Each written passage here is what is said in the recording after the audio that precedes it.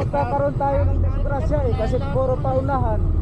So what's up mga kakulapo? Meron nga palang nagalit sa akin na angkas. Bakit daw hindi ako umabanti agad? Iyon ang ikinagalit niya sa akin. Ito nga pala ang sitwasyon ng likuran ko. Ang kaliwa ko merong jeep, ang kanan ko merong motor. Yung angkas naman parang nakabuntot sa akin, hindi ko lang napansin. Ito naman ang sitwasyon sa unahan ko at sa harapan. Naka red light ito, hinintay namin na mag-go. Dito ako pumisto sa pinakakanan para magpagasa na ako dito sa may Petron. Panoorin nyo na lang hanggang dulo. Hindi ko sinasabing tama ako. Yung alam ko lang yung safety ko at safety ng kapwa ko na nagmumotor. Huwag natin ipilit kung alanganin. Maaring ikaw ang madisgrasya o ikaw ang makakadisgrasya. Iyon ang pinakaayaw nating mangyari. Hinintay pa namin na mag-go. Sundan ko sana itong kulay black na motor, Cafe Racer yata ito. Kaya lang gumalaw itong Honda Click na pula, kaya alanganin akong umabanti. Kaya pinauna ko na ito para iwas aksidente. Pagdating kasi dito sa dulo, pakipot yung daan. Andito si angkas, sa likuran ko nakasunod. May sinasabi siya na hindi ko maintindihan, kaya ito sinundan ko. At hindi na ako nagpapagas.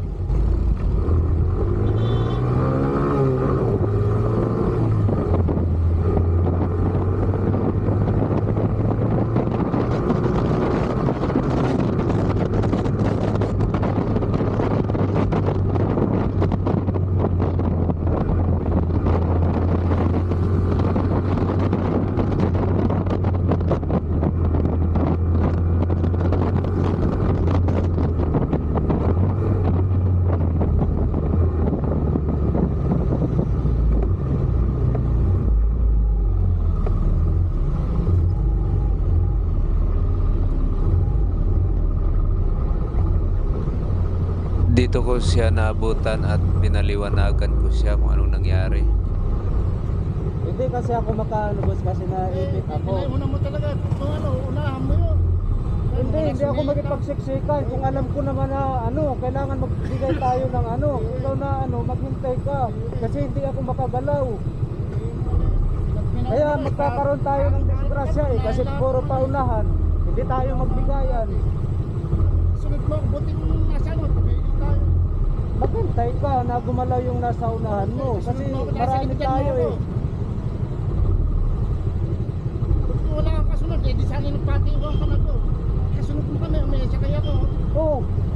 Ano? Hindi ka naman nagtakbo eh. Safe ka naman sa likuran Ayaw eh. mong tumakbo, kaya hindi ka Kaysa ako yung hindi ako safe. Nakakita na kasi Magano ako, sisingit ako doon sa unahan.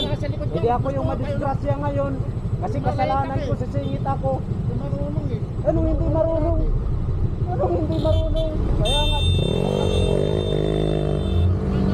Hindi ko sinasabing marunong ako. At lalong hindi ko sinasabing tama ako. Ang alam ko lang magbigayan tayo ng daan para hindi tayo maaksidente at hindi tayo makakaaksidente. Kayo, anong masasabi nyo?